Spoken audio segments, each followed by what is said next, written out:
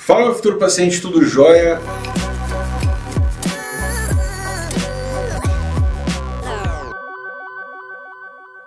Me perguntam bastante em relação à próxima recuperação em 24 horas, técnica, né, de recuperação em 24 horas. É uma técnica que ela, na verdade, ela não é só a técnica em si, mas é um processo, né, na verdade é um compilado de técnicas. São 14 passos, né? Desde a escolha do implante, desde a forma com que a gente acessa o músculo, desde a anestesia, desde a preparação do paciente, a orientação do paciente no pré, o que o paciente precisa fazer no pós. É um processinho que a gente entendeu, né, óbvio, através de bastante método, que utilizando esse passo a passo, esse processo, a gente consegue agilizar muito a recuperação dos pacientes, e desde que tudo ocorra da melhor maneira possível, a gente consegue liberar os braços do paciente, dirigir, trabalho leve já no dia seguinte. Então, como eu disse, não é uma técnica específica, mas são 14 passos, é um processo, né, que é o que a gente chama de próxima recuperação em 24 horas. Então, não é um implante especial em si, né, a gente precisa utilizar bons implantes, bons materiais, mas, como eu disse, para além do implante, é um passo a passo que a gente precisa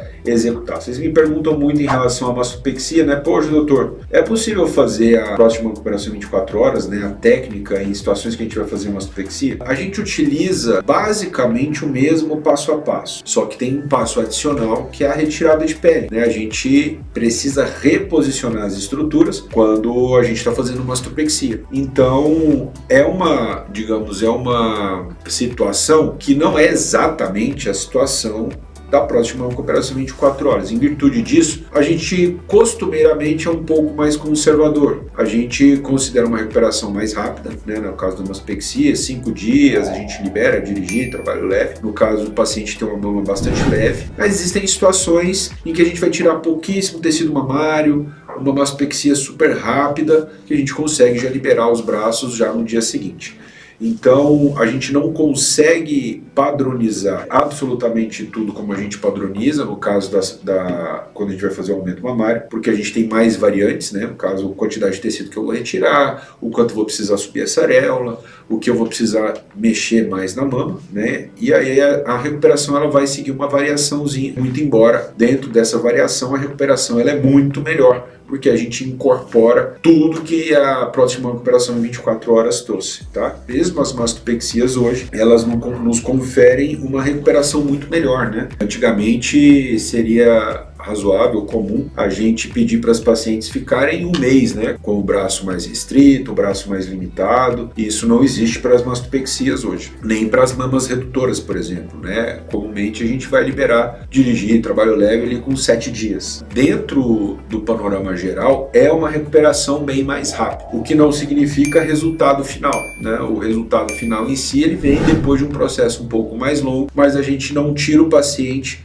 da sua rotina, dos seus afazeres, fora atividade física, naturalmente, por um período muito longo. É muito comum, por exemplo, os pacientes quererem associar a próxima operação 24 horas com outras cirurgias. Nesse tipo de situação, naturalmente, a gente perde o principal benefício da técnica, que é essa recuperação rápida, porque quando a gente associa, vai existir uma limitação ali de um outro procedimento dentro daquela cirurgia, né? Então sempre vale a consideração, né, para o paciente que quer fazer recuperação em 24 horas, às vezes, se for o caso, faz até separado. Já aconteceu conosco que o paciente falou: não, doutor, vou fazer a recuperação em 24 horas agora, que é mais tranquilo, mais rápido, depois eu faço uma abdominoplastia, depois eu faço uma lipo.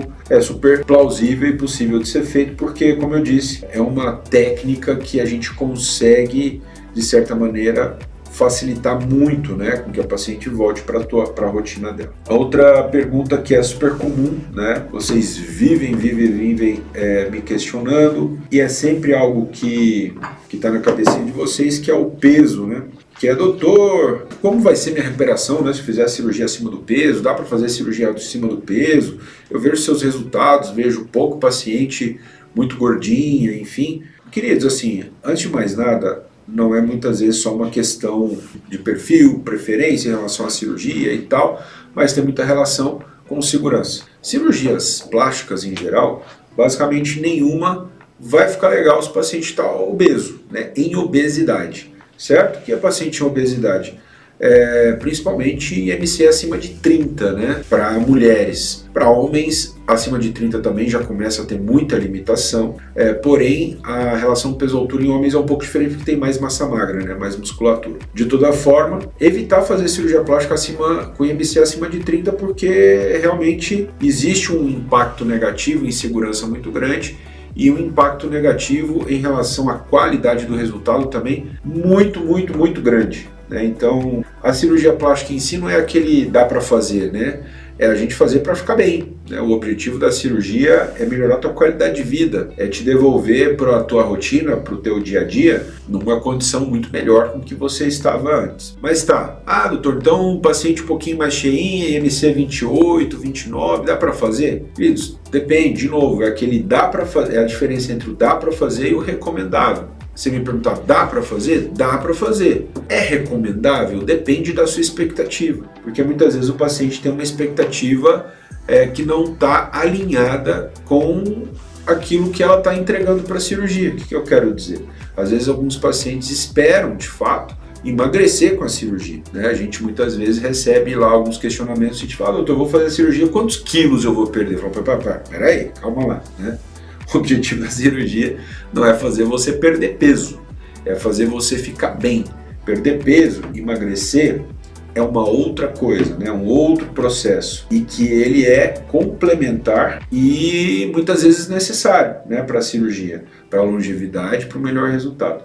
Então, voltando à questão, a condição de base do paciente, o peso, né, ele precisa estar também alinhado com a expectativa do paciente, né? Se a gente recebe um paciente que às vezes está lá o IMC 28, mesmo IMC 27, às vezes a gente até vai indicar a cirurgia, mas se ele tiver uma expectativa muito desconectada, muito fora, né, a gente vai sentar e conversar, olha, não é o teu momento, não é o momento de fazer a cirurgia, porque a tua expectativa não está conectada com aquilo que você está entregando para o procedimento, né? O procedimento não vai emagrecer ninguém, ele vai deixar você melhor, mas melhor dentro da tua condição de peso hoje. Então é importante que isso também fique bastante claro para que vocês, ao escolherem, né, ao decidirem por fazer qualquer procedimento que seja, lá uma cirurgia plástica, façam na melhor condição possível, e se fizerem um pouquinho acima do peso, mesmo o profissional dizendo, não, dá para fazer e tal, vocês estejam bem alinhadas, né, com a expectativa da cirurgia. Doutor, como é chamada a cirurgia na pré-axila com corte? Provavelmente a seguidora está comentando de mama axilar, tá? Isso é uma outra coisa. A cirurgia de mama axilar tem alguns pacientes que têm glândula mamária na axila, e principalmente em momentos no período menstrual e tal, pode perceber essa região mais dolorosa, mais inchada, e muitas vezes até o paciente perdendo peso ainda continua com aquele volume na axila. A cirurgia de mama axilar, muitas vezes, você pode até em alguns casos tentar a lipoaspiração em mama axilar, mas se a glândula na axila ela for muito densa, não tem jeito, você precisa fazer a retirada da glândula ali através de uma incisão, né? Então a cirurgia de mama axilar muitas vezes vai sugerir, ou vai prescindir, melhor dizendo, um corte, uma incisão ali na axila. É uma cirurgia não é tão comum, mas volta e meia alguns pacientes têm esse probleminha. O mais importante é vocês se prepararem bem para as cirurgias. Quando forem fazer a cirurgia, façam nas melhores condições possíveis, e se não estiverem nas melhores condições possíveis, entendam as limitações, né? A possibilidade de conversar isso claramente com o cirurgião, ela é fundamental para alinhar a expectativa. Doutor, vi que teve uma lipo HD masculina hoje. O enxerto nos braços fica natural? Fica natural porque é o próprio músculo, né, que ele vai aumentar o volume, tá? Então, assim, é uma associação de volumização da musculatura com a definição que a gente faz no braço, tá? Então, sim, o objetivo da cirurgia é, de fato, que tem esse aspecto natural, que você olha e fala, caramba, tá com o braço malhado, entendeu? Então o objetivo a técnica da cirurgia bem executada, é doutor, mas eu vi uma que não ficou tão legal. Tá, tem desenho que fica feio, tem desenho que fica bonito, tem escultura que fica horrorosa, tem escultura que fica bonita. Depende do profissional, entende? Então, aí eu acho que é importante escolher profissional, entender um pouco ali do repertório que esse cirurgião já fez, deixou de fazer, se lhe agrada, se faz sentido para você, antes de tomar a decisão, tá? Mas se me perguntasse, todas as lipo-HDs são iguais? Óbvio que não, né? Óbvio que não. Tem uma interferência da sensibilidade estética e da técnica muito grande, mais do que outras cirurgias, para falar a verdade.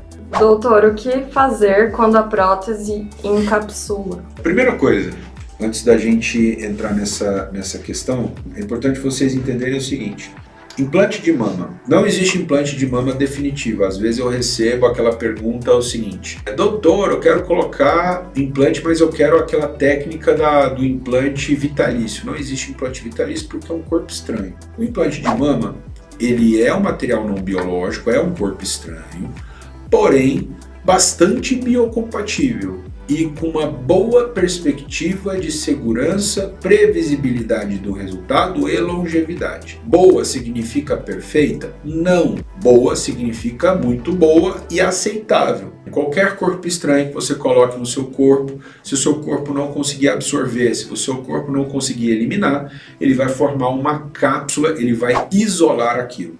E é exatamente isso que acontece com os implantes. Todo implante tem cápsula. Alguns implantes têm uma cápsula um pouquinho mais dura, outros implantes têm uma cápsula um pouquinho mais molinha, mais fininha, mas todos, 100% dos implantes vão formar cápsula. Em relação a essa cápsula, como eu disse, é uma cápsula cicatricial, é cicatriz, tá? Tem paciente que tem uma cicatriz um pouquinho mais dura, tem paciente que tem uma cicatriz um pouquinho mais molinha. Visualmente vocês entendem isso porque faz parte, né, da genética. Cada corpo ele tem um processo um pouquinho diferente e a cicatriz ele tem lá suas peculiaridades. Então, naturalmente, as cápsulas de paciente para paciente são diferentes, tá? O que eu preciso dizer para você é o seguinte: na imensa maioria das vezes, imensa, eu vou dizer mais do que 95% das vezes, num prazo de 20 anos, 25 anos, você não vai nem tomar conhecimento do que é cápsula e para você não vai fazer a menor diferença. Com o passar do tempo, todos os implantes, todos os corpos estranhos, eles vão sofrer um processo de envelhecimento e essa cápsula vai ficando um pouquinho mais dura ao longo do tempo.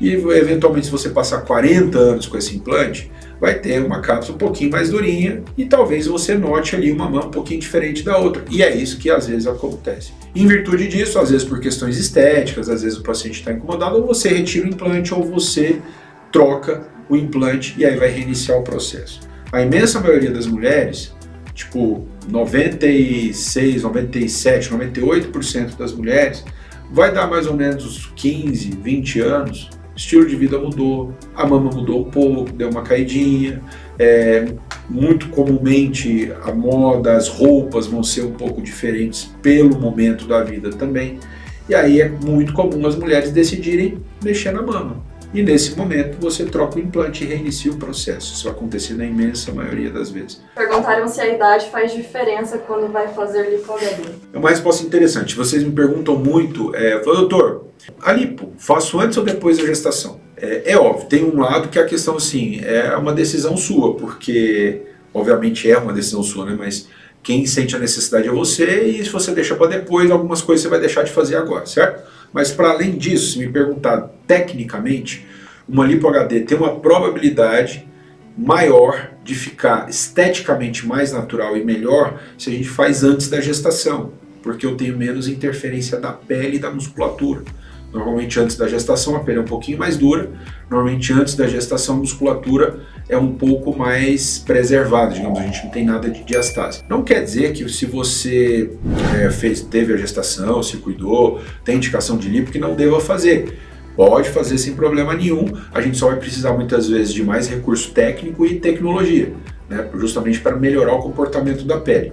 Porém, assim, a probabilidade de um resultado muito fantástico, acima da média, antes da gestação é um pouco maior, tá? E aí tem muitos pacientes que perguntam em relação a, poxa, mas vou fazer a lipo e depois da gestação vou perder o resultado? Não, eu tenho uma série de, inclusive, por conta do tempo que a gente já faz lipo-HD, uma boa parte das minhas pacientes jovens que fizeram lipo-HD já engravidaram e uma boa parte está com resultado muito bom, excelente ainda. Tem muita relação com o cuidado da paciente, se você se cuidar, o resultado tende e pode inclusive melhorar depois da gestação. Em relação ao momento da vida para fazer, desde que você tenha uma pele boa e não tenha gordura visceral e não tenha diastase e afastamento da musculatura, você pode fazer sem problema nenhum. Só repetindo, as limitações para uma lipo HD são flacidez de pele, gordura visceral, que é aquela gordura que fica abaixo da musculatura, deixa o abdômen redondo e duro, tá? Barriga de chope. Naturalmente pacientes obesos também, né? Não vão entrar aí. E paciente com muita diastase, que tem a musculatura toda frouxa por conta de gestações, enfim. Tendo mais só a questão da gordura localizada, você pode fazer a tua lipo HD sem problema nenhum. Às vezes, se tiver até um pouquinho mais cheinho, mas com a pele muito boa, sem gordura visceral, pode fazer que vai ficar um resultado legal. Só que só tem que cuidar depois, né? O importante é a manutenção. Doutor, mesmo se a paciente for magrinha, ainda assim é possível fazer enxerto na lipo HD? É uma boa pergunta, assim, né? Esse paciente, mesmo paciente magro, se a gente consegue fazer enxerto. Qual que é a diferença da lipo HD em relação à indicação, né? A lipo HD para uma lipo convencional. A lipo convencional você trabalha gordura profunda, a lipo HD você trabalha gordura profunda e superficial. Então eu tenho a possibilidade de trabalhar na lipo HD também, não quer dizer só, mas também o paciente magro, tá? Então o paciente mais magrinho, eu tenho a possibilidade de definir ele mais. E se eu tiver um pouquinho de gordura, eu consigo volumizar algumas regiões, peitoral no caso de homens, ombro no caso de homens. E naturalmente mulheres a gente pode utilizar essa gordura para fortalecer ainda mais a musculatura abdominal. É óbvio, qualquer enxerto ele tem a limitação da quantidade de gordura doadora. Mas é óbvio, a limitação, né? Doutor, tô magrinho e quero um bumbum grandão, o máximo possível. Tá, eu vou ter a limitação da quantidade de gordura, né? Infelizmente, a gente ainda não consegue fazer a célula de gordura proliferar ali antes de enxergar. Seria maravilhoso, né?